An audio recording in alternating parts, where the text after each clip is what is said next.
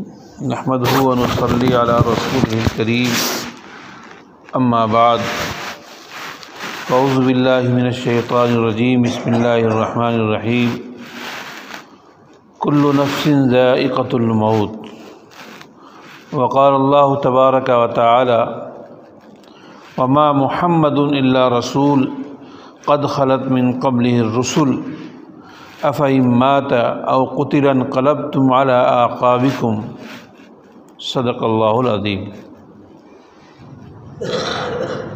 میرے محترم بزرگوں اور دینی بھائیوں، ابھی نماز سے تھوڑی دیر پہلے یہ اطلاع ملی کہ ہمارے استاذ محترم محدث جلیل حضرت مولانا حبیب الرحمن صاحب اعظمی جو جگدیش پور کے رہنے والے تھے، وہ اس دنیا کو چھوڑ کر کے اللہ رب العالمین کے دربار میں پہنچ گئے۔ کئی روز سے مولانا کی بیماری کی اطلاع مل رہی تھی، لیکن یہ احساس نہیں تھا کہ بہت جلدی مولانا دنیا کو چھوڑ دیں گے۔ ہم سب کو دعا کرنا چاہیے، اور صحیح بات یہ ہے کہ مولانا کی جو شخصیت تھی، صرف ان کے گھر کے لوگ نہیں بلکہ دنیا کے اندر لاکھوں لوگ ایسے مل جائیں گے جو ان کے شاگرد اور وہ لوگ اس بات کے مستحق ہیں کہ ان کی تعزیت کی جائے۔ میں نے بھی مولانا سے حدیث شریف کی مشہور کتاب ابو داؤد شریف پڑھا ہے۔ بہت بڑے عالم تھے، خاص طور سے علم حدیث کے اندر موجودہ زمانے میں بہت کم اتنے بڑے موجود ہیں۔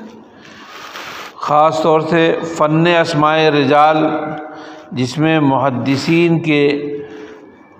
محدثین راویوں پر کلام کرتے ہیں کہ کون راوی کیسا ہے، کون راوی کس درجے کا ہے، اس کی حیثیت کیا ہے، یہ جو کلام ہوتا ہے جس فن کے اندر، اس کا نام ہے فن اسماء رجال۔ فن اسماء رجال میں مولانا کو بڑی خصوصی مہارت حاصل تھی،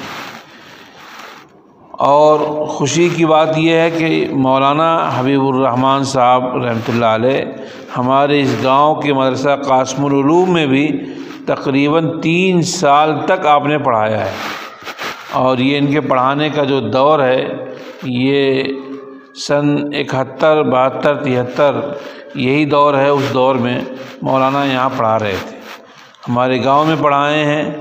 ہمارے گاؤں میں پڑھانے کے سے پہلے جونپور کے مدرسہ قرآنیہ میں کچھ دن تک پڑھائے تھے، اور ہمارے گاؤں سے جانے کے بعد پھر جامعہ اسلامیہ بنارس میں پڑھائے، اور پھر جامعہ اسلامیہ بنارس سے 1982 میں یا 81 میں آپ دارالعلوم دیوبند تشریف لے گئے، اور اس وقت سے لے کے اب تک تقریباً 40 سال کا زمانہ گزر گیا۔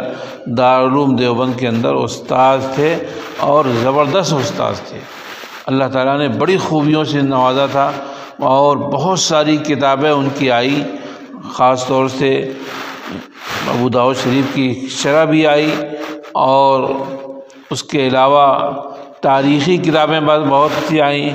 پورے ضلع اعظم گڑھ کے جو علماء گزرے ہیں، ان علماء کی احوال اور ان کی سیرت کے اوپر بھی تذکرہ علماء اعظم گڑھ کے نام سے بھی ایک کتاب لکھا۔ بابری مسجد کے سلسلے میں بہت زبردست کتاب ان کی موجود ہے۔ اس طرح کی بہت ساری کتابوں کے وہ مصنف بھی تھے، اور بہت بڑے عالم دین تھے۔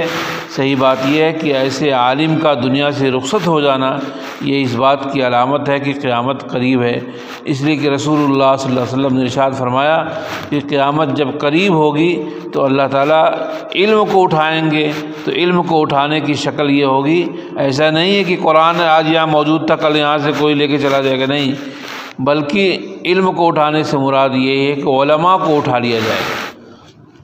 ابھی چند دنوں پہلے دارالعلومی کے بہت بڑے استاد مولانا نور عالم خلیل امینی صاحب کا انتقال ہوا تھا، لیکن صحیح بات یہ ہے کہ مولانا حبیب الرحمن صاحب اعظمی کا مقام ان سے بھی کہیں زیادہ بلند ہے۔ ان کی حیثیت محدثانہ شان کے اعتبار سے اپنے فن میں بہت یکتا تھی، اور دور حدیث کے اندر مقبول ترین جو استاد ہوا کرتے ہیں ان میں سے ایک مولانا حبیب الرحمن صاحب اعظمی، بلکہ میں یہ کہہ سکتا ہوں کہ موجودہ دور کے اساتذہ میں سب سے زیادہ فائق اور سب سے زیادہ نمایاں حیثیت مولانا حبیب الرحمن صاحب کو حاصل تھی۔ ایک تو ہمارے محترم صاحب حضرت مولانا مفتی ابوالقاسم صاحب، جو موجودہ دور میں شیخ الحدیث بھی ہیں اور صدر المدرسین بھی، اور شیخ الحدیث بھی ہیں اور محترم بھی ہیں، ہے نا۔ اللہ تعالیٰ نے ان کو بھی بہت بلند مقام عطا فرمایا ہے، ان کے لیے دعا کرتے رہیے، اللہ ان کا سایہ دیر تک باقی رکھے، اور ایسی جو شخصیات ہیں ان سے اللہ اس دنیا کو باقی رکھے، تاکہ ان کے ذریعے سے علم اور روشنی پہنچتی رہے اور زیادہ سے زیادہ لوگ استفادہ کرتے رہیں۔ میرے بھائی اور بزرگوں، یہ ایسی گھڑی اور ایسی مصیبت کا وقت ہے کہ صحیح بات ہے کہ نہ ہمارے پاس کوئی چارہ ہے، نہ کچھ ہم کر سکتے ہیں، نہ حتیٰ کہ اس بیماری کے ایام میں ہر طرف آنے جانے کا بھی مسئلہ بہت ٹیڑھا ہے، ورنہ مولانا حبیب الرحمن صاحب کے جنازے میں کم سے کم ہزاروں کی تعداد میں 50,000 لوگ سے کم نہیں ہوتے۔ جو ان کی حیثیت تھی، جو ان کا علم تھا، اور جو ان کے شاگرد پھیلے ہوئے ہیں، 50,000 تو میں کم کہہ رہا ہوں، اور بھی زیادہ لوگ پہنچتے۔ لیکن ایسی مصیبت کی گھڑی میں ہم لوگ ہیں کہ جانا بھی مشکل ہے، کہیں نکلنا بھی مشکل ہے، اس لیے دعائے مغفرت کرتے رہنا چاہیے۔